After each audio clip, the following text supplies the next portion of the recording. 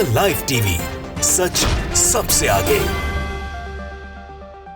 नमस्कार, मैं हूं रंजीत झा और आप देख रहे हैं द लाइव टीवी। इजराइल और फिलिस्तीन की जंग 84 दिनों से अधिक समय से चल रही है और इस जंग में अभी तक नेतन्याहू ने युद्ध विराम का कोई फैसला नहीं लिया, जिसके चलते हमास के समर्थन में कई और संगठन भी आकर खड़े हुए हैं जो इजराइल को मुंहतोड़ जवाब दे रहे हैं। इस वक्त सोशल मीडिया पर एक वीडियो काफी तेजी से वायरल हो रहा है और इस वीडियो में दावा यह किया जा रहा है कि यह लेबनान के संगठन हिजबुल्लाह के द्वारा इजरायली सेनाओं पर किया गया अटैक है। आप भी जरा इस वीडियो को अपने स्क्रीन पर देखिए। इसमें देखेंगे कि कई इजरायली सैनिक आगे बढ़ रहे होते हैं अपने मिशन पर, ग्राउंड ऑपरेशन को अंजाम देने के लिए, लेकिन तभी हिजबुल्लाह के लड़ाके मैदान में इन लोगों की बाट जो रहे होते हैं, मतलब इन्हें टारगेट पर लिए रहते हैं और यह इजरायली सैनिक समझ भी नहीं पाते हैं।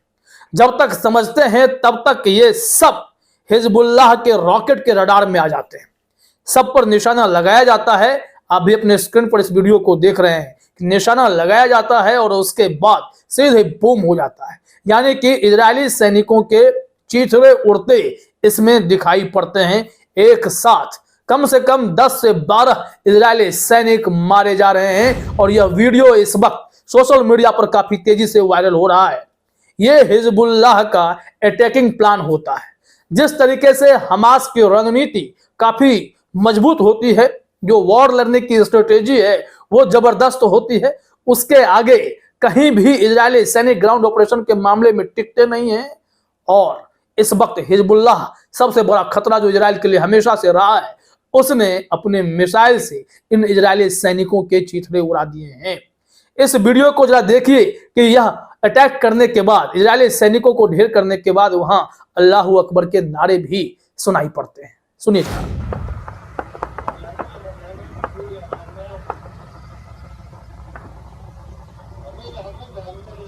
अल्लाहू अकबर, अल्लाहू अकबर।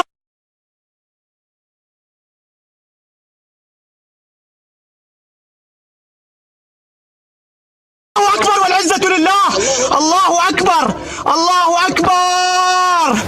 तो देख लिया आपने, इस तरीके के हमले के लिए इजरायली सेना कतई तैयार नहीं रहती है। हालांकि ये भी आंकड़े ये छुपाएंगे, लेकिन अब जब वीडियो सामने आ गया है तो ना तो आईडीएफ की इतनी हिम्मत होगी कि इस रिपोर्ट को पचा जाए, या फिर नेतन्याहू यह झूठ कह दें कि इजरायली सेना महफूज है, सुरक्षित है। जंग सिर्फ एक मोर्चे पर अब नहीं हो रही है। यमन के हुथियों ने समुद्री मार्ग से भी इजरायलियों की कमर तोड़कर रख दी है। वहीं सीरिया ने भी अटैक किया है, ऐसी खबर सामने आई है। इसके अलावा अल कसाम ब्रिगेड ने भी हमला किया है, उसने भी मिसाइल दागे हैं और कई इजरायली सैनिकों को ढेर किया है। जरा अपने स्क्रीन पर आप देखिए, ये गुलाम नबी मदनी की रिपोर्ट है, इंफॉर्मेशन है। इसमें बताया जा रहा है कि जो अल कसाम ब्रिगेड है, कतीब अल कसाम मुजाहिदीन, इसने भी अपने मिसाइल से इजरायली सैनिकों को टारगेट किया और उन्हें ढेर कर दिया। उन्होंने एक तस्वीर भी साझा किया है।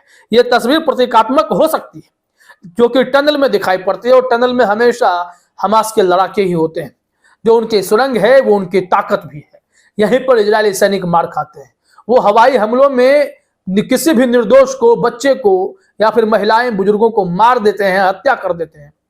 लेकिन हमास के लड़ाकों को खत्म करने का सपना उनका चकनाचूर तब हो जाता है जब वो हवाई हमले में विफल होते हैं, तो ग्राउंड ऑपरेशन करने आते हैं और ग्राउंड ऑपरेशन में हमास के आगे टिक ही नहीं पाते, सब के सब मारे जाते हैं। यहाँ देखिए, गुलाम नबी मदनी ने अपने ट्वीट में उर्दू में जो लिखा है उसका ट्रांसलेशन यह है कि कताइब अल कसाम Mujahideen ambushed an Israeli military vehicle NIMR with missiles in Tafah area of Gaza। बताया जा रहा है कि कताइब अल कसाम मुजाहिदीन जो हैं वो इजरायली मिलिट्री व्हीकल पर निशाना साधते हैं, उन्हें टारगेट करते हैं अपने मिसाइल से, जो गजा का तफाह एरिया है वहां पर, जिसके चलते बताया जा रहा है कि 10 इजरायली सैनिक मारे भी गए हैं। लिखा हुआ है 10 Jewish soldiers have been killed at point blank range in this operation. इस ऑपरेशन में 10 कम से कम इजरायली सैनिक जो है वो ढेर हुए हैं, मारे गए हैं। यह बहुत बड़ी खबर है। और सबसे बड़ी बात यह है कि इजरायली सैनिकों के कदम हमेशा अब पीछे खिसकते चले गए हैं। वो वेस्ट बैंक के नेबलस में भी ऑपरेशन को अंजाम देने के लिए आए थे, लेकिन हमास के लड़ाके और फिलिस्तीनी युवा उनके सामने इस कदर डट गए और ऐसी हालत इनकी खराब करनी शुरू कर दी, टारगेट कर करके, ट्रैप कर करके इन इजरायली सैनिकों को गिराना शुरू किया, तो ये जान बचाकर भाग गए। इनका तो हेलीकॉप्टर जो आया था, इजरायली सैनिक जो घायल पड़े हुए थे उन्हें उठाने के लिए, उसे भी हमास के लड़ाकों ने अपने रॉकेट अटैक से उल्टे पांव दुम दबाकर भागने को विवश कर दिया, क्योंकि यही इजरायली सैनिक हैं जो घायल फिलिस्तीनियों को एम्बुलेंस नहीं दे रहे थे। तो कहा गया कि जैसे कोई तैसा ट्रीटमेंट मिलेगा तब वो दर्द समझ पाएंगे कि उनके ऊपर क्या बीतती है। और गजा में जिस तरीके से चीख पुकार मची है, कत्लेआम मचा है, उसकी भरपाई में वर्षों लगने वाले हैं और इजरायली सैनिकों को इसका जवाब देना पड़ेगा कि वो कितना बड़ा पाप कराए। Everything is fair in love and war जब कहते हैं, इसका मतलब यह नहीं होता है कि आप युद्ध लड़ रहे हैं या मोहब्बत कर रहे हैं तो किसी निर्दोष को कुर्बान कर दें, ऐसा नहीं होता है। अगर जंग हमास और इजरायली सेना के बीच थी तो यह जंग उनके बीच होने चाहिए थी, ना कि हवाई हमला करके किसी भी आम नागरिकों को, सिविलियंस को मारने का कोई प्लान बनना चाहिए था।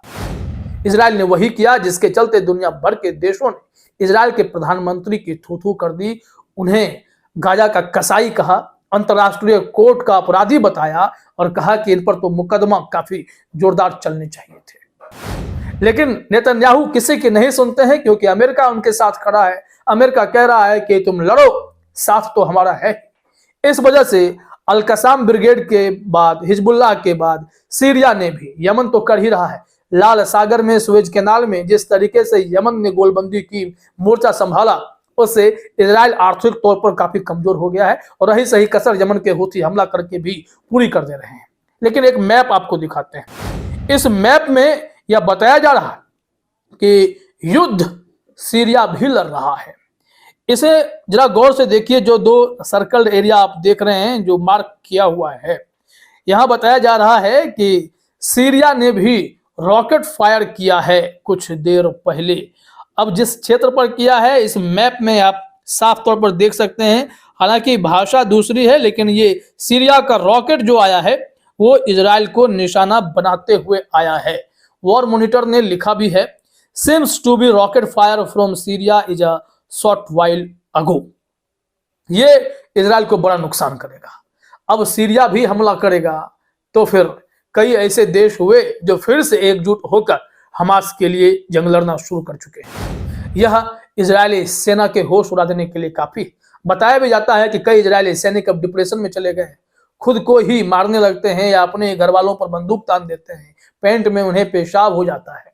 तो इस तकलीफ से अब इजरायली सैनिक भी गुजर रहे हैं, क्योंकि उन्हें पता है कि जो नरसंहार इन लोगों ने गाजा में किया है उसकी माफी तो नहीं है, उसका यह साइड इफेक्ट, ये मेंटल प्रेशर जो है वो तो उन पर पड़ना ही था। और अब जब 10-10 सैनिक यूं ही इजरायली सैनिक जो है टारगेट पर आकर ढेर हो रहे हैं, तो यह इजरायली सैनिकों में खौफ भी पैदा कर रहा है कि जंग लड़ने जाएंगे तो मौत निश्चित है।